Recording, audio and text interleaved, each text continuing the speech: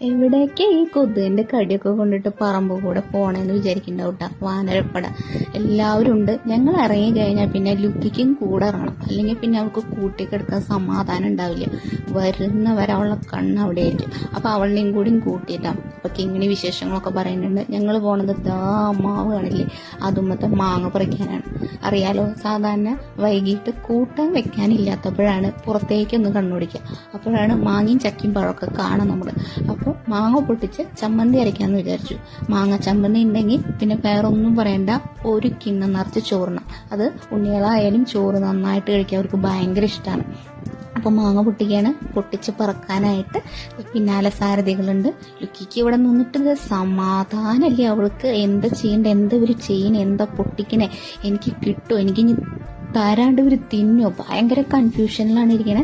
അതിനിടയ്ക്ക് ഭയങ്കര ടെൻഷനിലാണ് ആളിരിക്കുന്നത്. അവിടെ നിന്ന് സൗണ്ട് കേൾക്കുന്നുണ്ട്, ഇവിടെ നിന്ന് സൗണ്ട് കേൾക്കുന്നുണ്ട്, എവിടെ നിന്നൊക്കെയോ സൗണ്ട് കേൾക്കുന്നുണ്ട്. അവിടേക്ക് നോക്കണോ ഇവിടേക്ക് നോക്കണോ, എന്താ ചെയ്യേണ്ടതെന്ന് ഒരു പിടുത്തല്ല ഇഷ്ടത്തേക്ക് ഏറ്റവും ലാസ്റ്റ് ഒരു മാങ്ങ കൊടുത്തു.